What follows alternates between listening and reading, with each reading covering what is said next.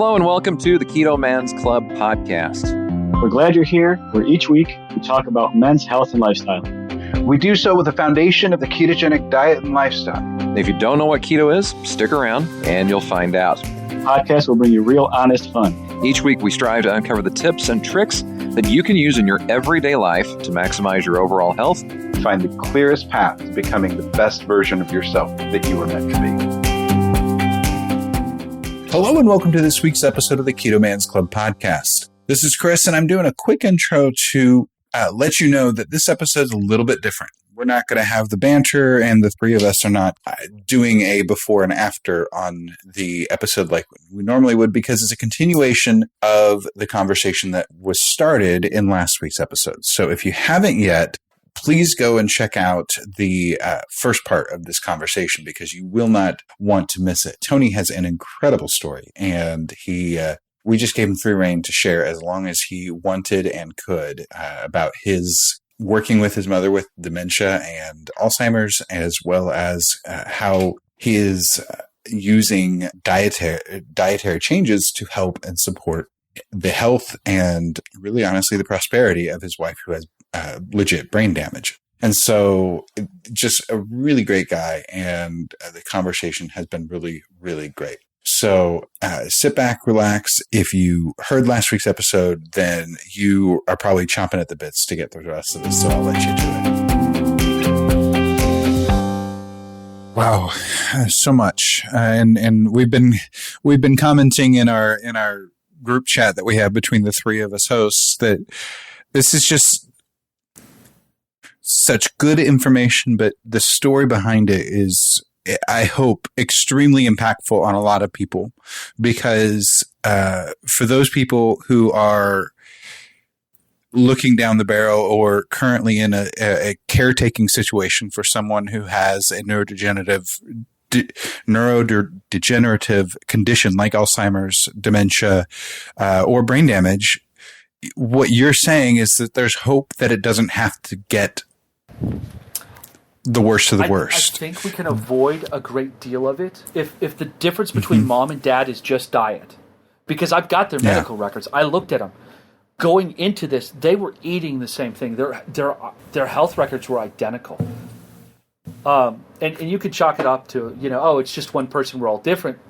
Or you can chalk it up to, or look at it from that. I think if you're there now, if you've got the diagnosis of early onset dementia, Alzheimer's, or a diagnosis of Alzheimer's dementia, you're already 10 to 20 years into the disease.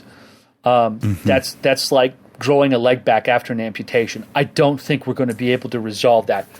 The quality of their life as we chaperone them through that disease, that can be the greatest gift we can give them.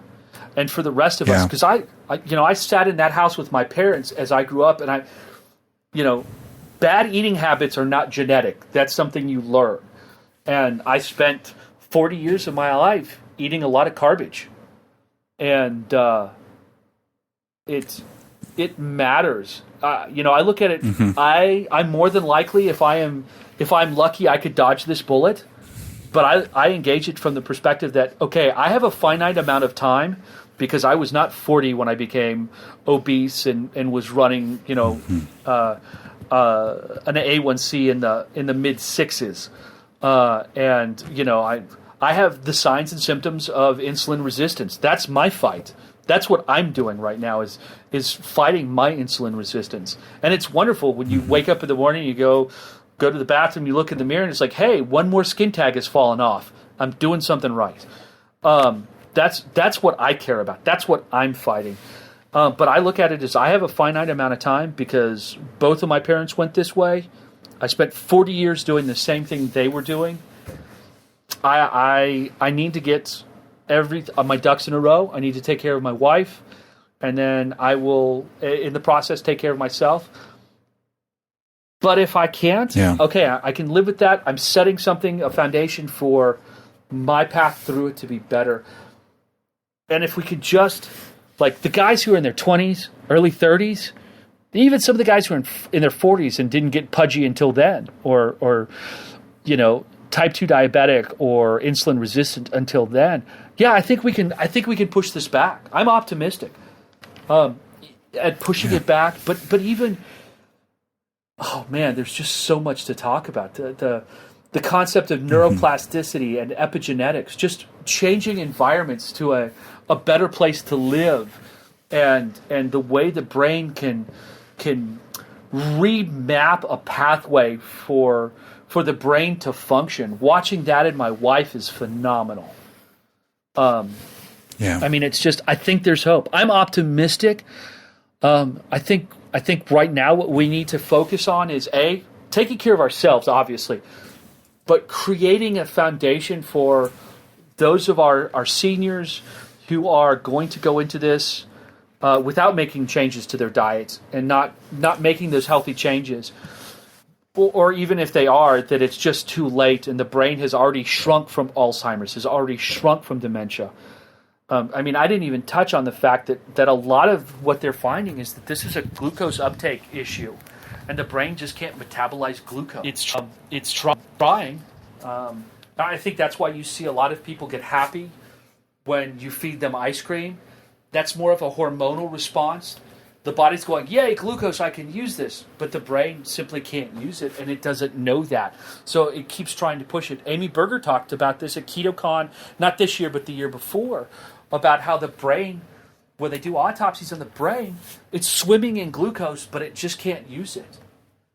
And that's really where the ketones come in. Our ketogenic diet is so helpful with that. I think it matters. And I think it can give them a better quality of end of life, where they're not afraid and scared all the time and emotionally destroyed by what's going on around them. I think it can help. So, Tony, hearing all of this and everything, there was a movie that came out in the 1990s called Lorenzo's Oil. I don't know if you've ever heard of this or not. Back in the day when this came out, I actually worked at a video store and met a gentleman whose son had the disease that was referenced in this film. It was called, I'm looking at it on Wikipedia, adrenoleukodystrophy. And the idea behind it was a neurological disorder that ultimately there was they discovered that a long-chain fatty acid would help to basically pause the decline of their son in this movie, and this is based on a true story. And many years later, in 2003, my dad had a heart transplant, and one of the complications he had was neuropathy. And the idea behind it was actually to do, I think it was just good old extra virgin olive oil to help with that as well. So there is more to this than even what you're talking about, I think, in terms of the science behind it, of how these things, these foods and everything interact, not just for what is around our gut, but how it affects our minds and our mental capacity more than most people, I think, realize. So I am so amazed and inspired by what you have done for your mom and your wife and for many others, and talking about using social media as a tool in these groups and everything to find these different alternatives that can be beneficial for these loved ones. I mean, it's just, I'm just amazed taking all of this in over the last hour or so, what you have been through and discovered and everything. Speaking to the neuropathy, when we started out, my mom was in the same place with peripheral neuropathy. The doctor would take one of the prick little stab pokey things for type 2 diabetes glucose testing. Yep. And he would prick from her finger up to where she could finally feel it. He would get to her basically her elbow pit and the side of her leg just on the outside of her knee before she could feel it. The last time we had one of those tests, probably a year and a half, 2 years ago, they pricked her finger. You know, they start at the tip of your middle finger. She pulled her hand away and said, "Ow." Wow.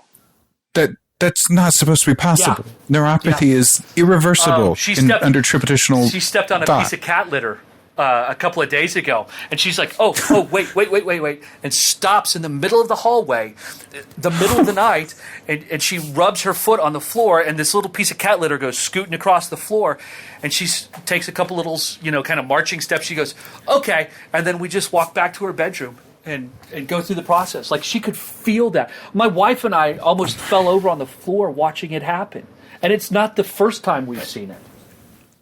I mean, it's just... It's amazing. And the body, there's so much the body can heal that we just write off as old age, or you can't do that. There are some things I can't heal.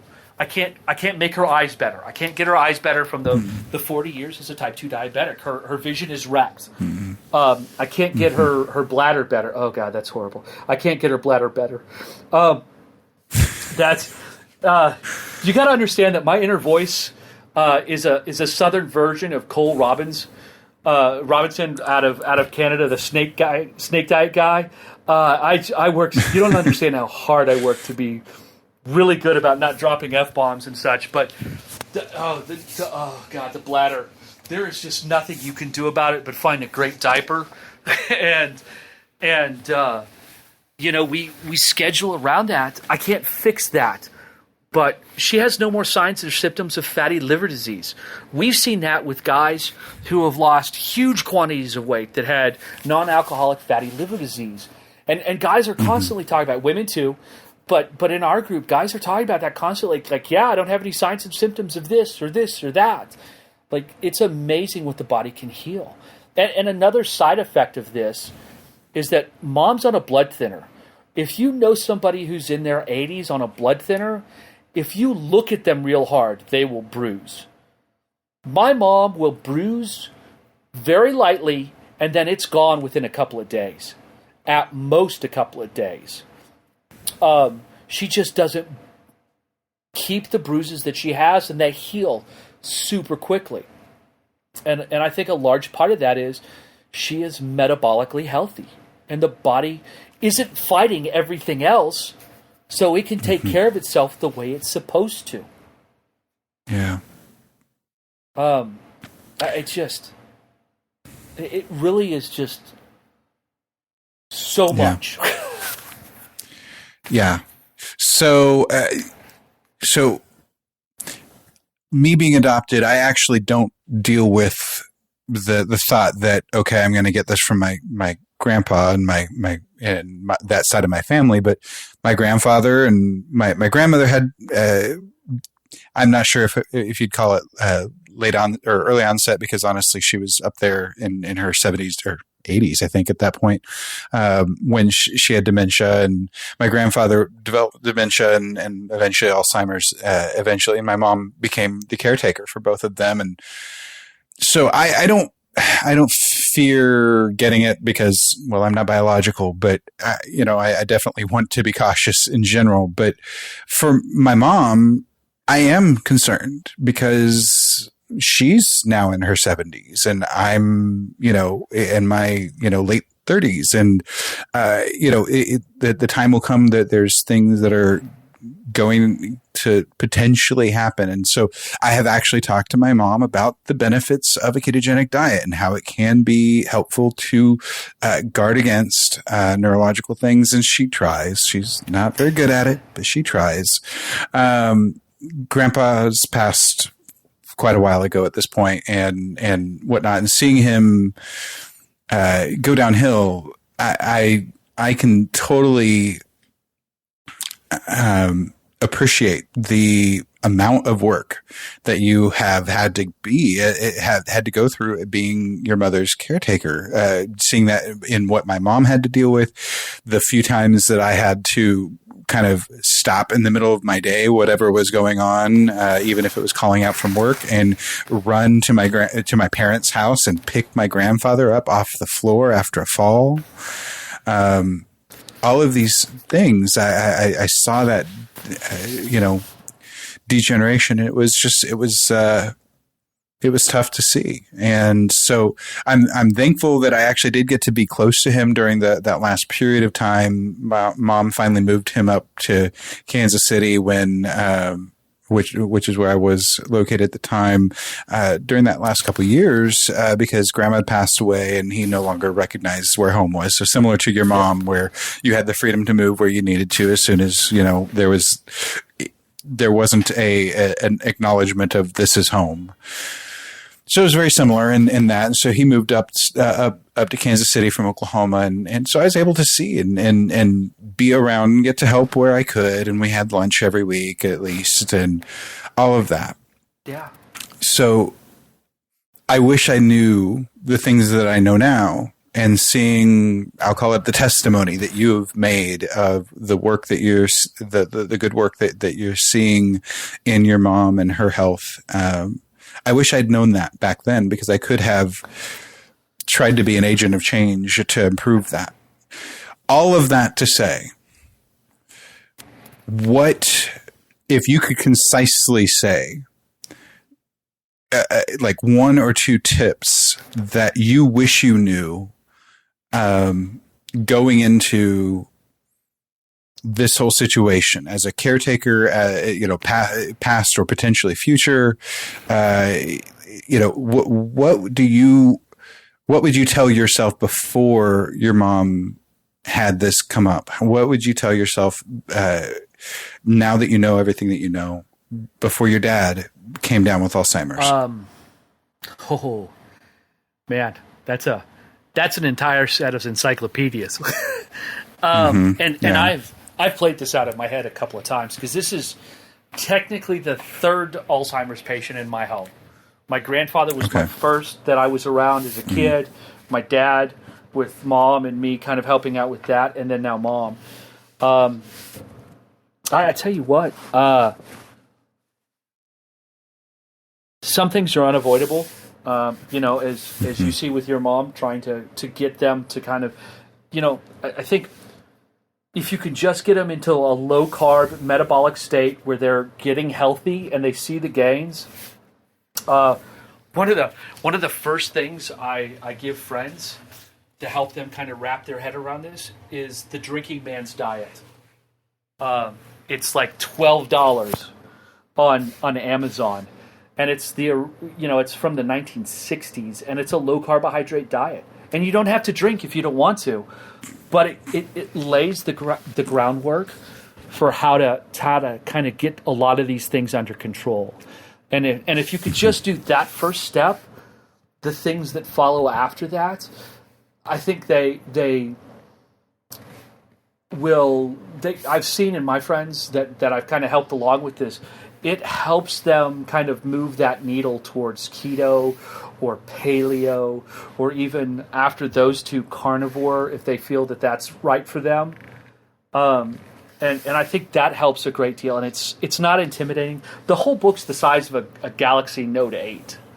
I mean, it's a teeny tiny little book, but it's written in just such a friend talking to you kind of manner that it makes it easy to digest. It's not intimidating. It's not crushing you with science. And I think that helps. This gets into I don't think you can find a caregiver. I know you can. I've seen them. But for a lot of us, I'm the bad cop. Because at 6'2" and 245 to 250 pounds, I fill a doorway. So if we need mom to, hey, you need to focus and get your shit together. Oh, excuse me, get everything, get it all wired. I'm the bad cop. Mel gets to be the good cop. Mel was always her favorite, anyways. But Mel gets to be the good cop, and I carry a lot of. When you're trying to figure out where they are in the disease to engage with them, it is so hard day to day. And at the beginning, when we were not ketogenic and trying to engage with mom, if you've ever seen Greeks interact as a family with their children and their parents, you'll understand the kind of, just watch My Big Fat Greek Wedding, how they interact, where they yell at each other and everybody loves each other, but they yell at each other. when those moments happen and you look back at them, you're like, I misunderstood what she was doing, and I should have encouraged that because it would have made her life better. It was just, for me, for instance, it was Mom, and we had been talking about maybe going back to Denver and taking Mom with us, and Mom got excited, and she pulled out an atlas and wanted to go because Mom loved Denver. She and Dad went to Denver. That's where Dad proposed to her. And so she wanted to, make a list of things to do when she was in Denver. And we got into an argument about it because I didn't understand what her thought process was, and she couldn't communicate to me. I mean, we're talking 8 years ago now, and I still carry that guilt. And it's just watch, just observe, be patient, and watch. There's at the beginning, it's so overwhelming. It's just so overwhelming because you always start out at a deficit trying to learn. One of the things that they do is they purge things they don't recognize. And my mom purged all of her medical records. I was a year and a half into taking care of Mom, and I get this call from a doctor. Hey, I'm Mary's cancer doctor. We haven't heard from her in a while. I'm like, whoa, cancer? Oh yeah, she has who is this? And I explain, and I said, hold on, let me fax you all the paperwork. So I fax over all of the power of attorney and medical power of attorney to them, and he calls me back the next day, and he goes, okay, and he lays it out. Mom, which is not uncommon for women Mom's age, has a low-grade leukemia. Okay, so we take her in, and we start monitoring it. He's like, I'm not upset by this. It looks good. At the 2.5-year mark, 3-year mark, he's like, yeah, her numbers keep going down from what they're, from the bad range to the good range. She's doing great. I'll see you guys in another year. And every year it just gets better and better. But it was stuff like that was catching me off guard. My mom suffered from rosacea. All of her life, all my life, she was on all kinds of medication for rosacea, creams, you name it, she was on it. Steroids out the wazoo for that type of thing, usually. And she was also suffering from cataracts and other vision problems because of the type 2 diabetes. And the right hand wasn't talking to the left hand. And they were giving her cortical steroids for the inflammation in her eye. And the whole time that inflammation was rosacea that had progressed into her eye. So when we were aggravating that for over a year, until again, her dermatologist calls us, hey, I haven't seen Mary in a while. How's she doing? Who is this? Fax all the paperwork over. We get the whole conversation. We go in the next day, and it's just like, oh, her rosacea's out of control. Okay, let's do this, this, and this to get it under control. We're going to put her on an antibiotic to try and clear this up. And within a week, it was gone. And now I actually wind up taking the antibiotics that we have at the house back to the pharmacy every year for them to dispose of. I have it if I need it. I never need it, and I wind up disposing of it every year because, again, the diet. She just doesn't have outbreaks, and when we deviate, it is kind of cute. When we deviate at all from the diet for any reason, every year on her birthday, Mom gets a slice of key lime pie because that was her favorite.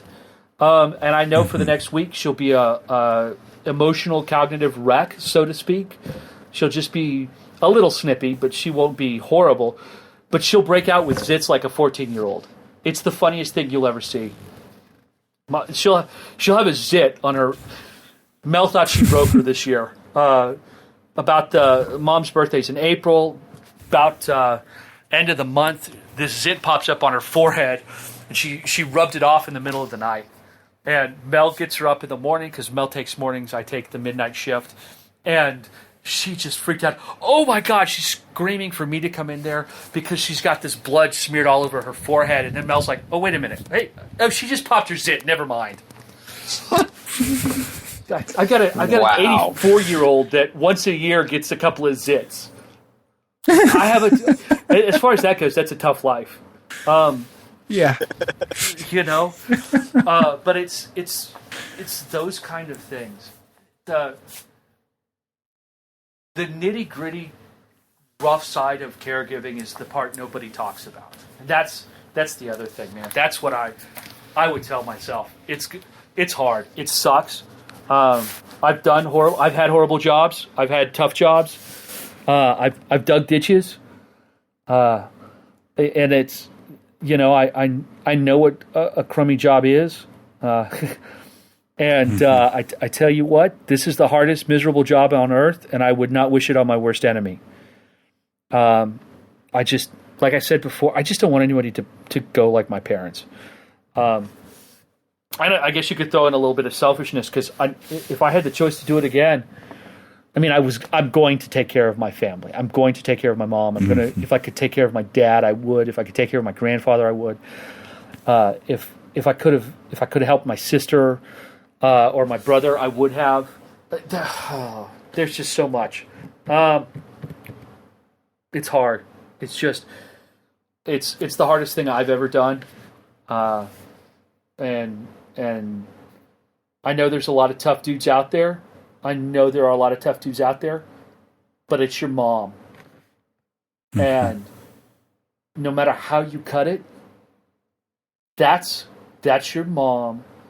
And even just as a person you respect and you carry the measuring stick for how much they've lost, there's days it will tear you down. And it just sucks. It's hard, and we don't realize it. And the other thing is, within our space and our community, as men, we don't understand just how many of us are actually caregivers right now. 40 to 44%, when you dig through the Alzheimer's Association's website, of familial caregivers are men caring for their spouse. That's when you wrap your head around that, you work your life for a good retirement, you work your butt off, and you defer everything to the end of life so you can spend your golden years with your spouse. And within the first couple of years, it's undeniable that they have Alzheimer's or dementia in general. And within caregivers, amongst caregivers, and again, this is another reason why I stopped going to caregivers group. I was in my late 30s when I started taking care of my mom, and the only other men there were retired men who were angry that their retirement had been stolen by this disease. And that's hard to see. That is really hard to see. And I can tell you this toll it takes on me. I mean, in terms of our group, I've been plateaued for over a year now because of the move out here and the stress. I can't beat that. I just can't get around it right now. In a year or so, I stay within my lane. I try to stay as much carnivore as I can because I feel great when I'm on it. I like, as Alberto will tell you, my favorite candy is a caramelized onion. Oh man, that is my favorite candy. Oh God, yeah, that's. And given the carb count, it's actually kind of candy. Oh yeah, it absolutely is candy. I have, but it's also one of those things that I just right now as we adjust and balance, there's a bit of anxiety here just talking to y'all. I couldn't get out when I talked to Aaron at KetoCon that my mom and dad were educators, that they were professional educators. I could not articulate that because talking about what we do with mom is so out of the boundary of what anybody talks about. And unless you're a psychiatrist like Dr. Eads or a professional nutritionist with a master's degree like Amy Berger or Dr. Bredesen, who are talking about caring for other people with the disease. Those of us who are doing it, we don't talk about it. Especially if we roll carnivore, we don't talk about it because it's a scary thing for us to put our loved ones at risk of something happening to them. So I carry that anxiety. It's back to the same thing. I don't want anybody to die like my parents. But I just, that little Cole Robinson voice inside of me just gets louder and louder every day. Saying, you need to do something about it. Get off your butt and do something about it. And that is not even as polite as inside my head. Because somebody needs to talk about it. Because the people who are pushing against this, and I talk nutrition a lot when I was in some of these groups. I would push nutrition as a foundation first. And like, hey, you need to get them healthy. You got to get them physically healthy. And, you can't do it. Salt will kill them instantly. And the ketogenic diet is going to kill you. Bacon's bad for you. They're going to have a heart attack and die. And it's like, my mom eats 3 strips of bacon and 3 eggs every single morning. I cannot get her cholesterol, her total cholesterol, any higher. And I wish to heaven I could get her cholesterol to 300. We're total cholesterol, we're plateaued at about 247. And I can't get it any higher. She's pretty much hit homeostasis. And I can't get it any higher. And the higher her cholesterol gets, the better her cognition gets. But dietary cholesterol plays such a low role in total cholesterol now, or that we know now, that I just can't get it above that. I wish I could. Yeah. But and I'm happy with where she's at, because when she was below 200 with her total cholesterol, she just babbled incoherently. And as we get her kind of in this stable space now, where her cholesterol is elevated above 200, again, words are coming back. She's saying things, fully ambulatory, strong. But yeah, people are resistant. And again, when you look at their profile pictures of them and their family, you can see why they're resistant to this change, because they're obese type 2 diabetics also. And that just makes it even harder for them to deal with their parents, because then they have to deal with their own mortality. It's like going to the hospital. Nobody likes to go visit anybody in the hospital because you're reminded of your own mortality. And you're reminded of that every single day when you work with an Alzheimer's patient, especially when it's a family member. My wife and I joke, it's like at the end of every day, we fist bump death at the door. Not today, bro. See you tomorrow. And every day we get through the day, it's a blessing. It's awesome. But it's it's so much. Just so hard. Yeah.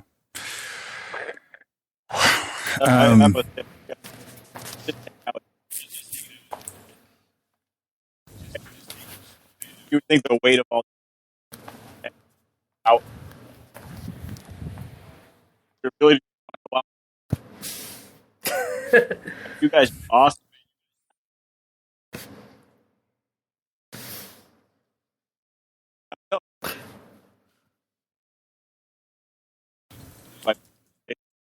They're a much better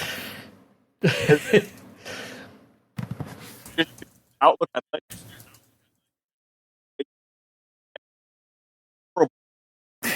Listen, the only reason we're a cute couple is because of Mel. If it was just me, not even happening. Big furry Greek dude, no hair on the head, just a beard. It's scary. Not adorable. Yeah. Well, we are absolutely blessed to get to have you here tonight, and your story's not over. Honestly, there's about 1 million questions that I would love to ask about you specifically on your journey, because that's what we largely do. But we've been going now for an hour and a half, and half hours. For hour and a half. It's I don't know. Yeah, it's been a while. I'll say it that way. Yeah, it's been a minute, and that we got a slow start, which is why less time recorded. But we've got it over an hour and a half of recorded audio, and I don't want to take too much more of your time. Your routine that you have with your mom and, I'm clear till midnight. Your wife. That's okay. I don't want to keep you guys up. I don't have to do anything till midnight. Midnight, we change. We go to the bathroom and we change. So I don't have to do anything till midnight. This is my work time. Okay. I'm on East Coast time, so that's 1 o'clock for me. I'm old. We can't be hanging out. Yeah. But we'll just probably plan on having you on again talking about recent developments and your story, more about your story and your successes that you're seeing personally. You dipped into some of them, but I'd love to hear more specifics about that. And we were just talking in our group chat once again that Jim has to get to KetoCon. He's like, I am missing out on meeting all of these awesome people, and so that would be. I'm going to throw this out there. Again, I think this is going to come out before the pricing goes up. If you can make it before the end of September, get your tickets to KetoCon. KetoCon, the pricing is at half, $150 for the 3-day weekend. We want to meet you. We want to hear your stories, and that's what it's all about. It's about meeting people in the ketogenic family and getting to hang out with them. Oh, and there's some science and some really cool talks that you get to hear too. And so that's my little plug for KetoCon, and that has nothing to do with the fact that I work with the Keto Evangelist team. So that being said, Toney, thank you so much for coming. Jim, Alberto, do you have any other parting shots before I cut him completely loose? Just one last.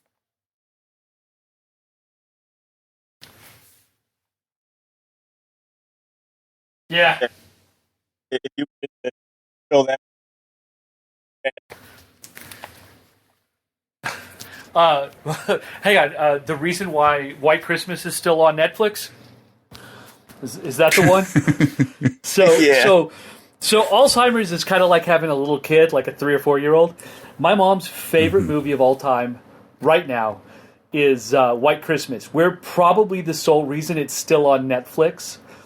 It's a minimum of 3 times a week that she watches that movie. She sings along to every song in it. It's terrible. She's out of key. The cats won't even come near her.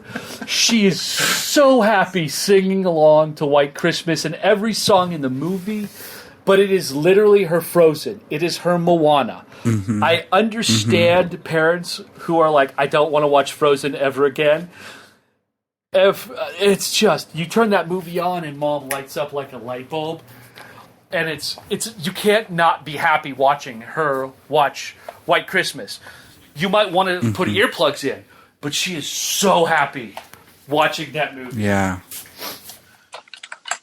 That's amazing. And I bet her vocabulary is able to hang out with that movie. Yes. Yeah. And that's the music therapy thing. Absolutely. Tie in, because music has been tied into a lot of that, reconnecting the dots, and if you put lyrics or if you put words to tune as a kid, it helps with memory and things like that. So that's really cool to see that, but I'm sure that it bleeds over into everything else. So that's so very cool. Jim, any parting shots from you? No, I just appreciate what you said towards the end, Toney, about kind of out of the comfort zone and everything. And I've said it multiple times, both in the group and on the podcast. When this group got created back in April 2017, I had no idea that we would get to this point. This was not even in any imagination that I could have ever dreamed of. And so to be hearing your family story and everything, and that you feel comfortable in telling this, because I know this is not easy at all. I mean, you can smile and laugh and everything, but there are moments where it is, as you said, it's very tough to live through. And so I'm just grateful that you trust us and appreciate what the group has been able to provide, that you're willing to share all of this, because as you talked about social media and the people who are in those groups that deal with family members and different struggles and whatnot, this is another platform for people to get that information. And you've made a great contribution. So I really genuinely appreciate that. Thank you.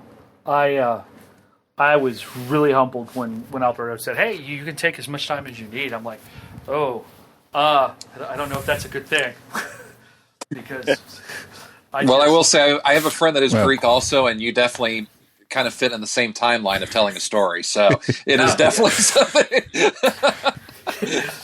Our minds are a living embodiment of a Tarantino movie. That is the only way I can explain it. That's and given having seen Once a Time in Hollywood, I would agree with that. That movie was it was very it was very good, but it was this meandering little yes. No spoilers. No. It's 100% Quentin Tarantino. Yes. It's absolutely quintessential in all aspects, and ends with a wonderful bang, and then you go, "What happened?" and about halfway to the car, you realize, "Oh, wait a minute." Oh, I tell you what, though, this is one thing I was not expecting. It's not a spoiler. I was not expecting the length of that movie, and I ran out of Dukes about halfway through that movie. Double your keto snack. Start a little too late in the evening. We had an early morning caregiver on Tuesdays, and there are half price movies on Tuesdays. So we saw the first one in the morning, and it's like almost Endgame long. So double your Dukes and bring a full liter of water. Yep. Okay. Well, Toney, thank you so much for coming. I'm not even going to do plugs or anything. I'm going to let our outro do that. Have a wonderful night. Thank you so much for being here. Thank you all so much for just letting me tell Mom's story. Yeah, absolutely.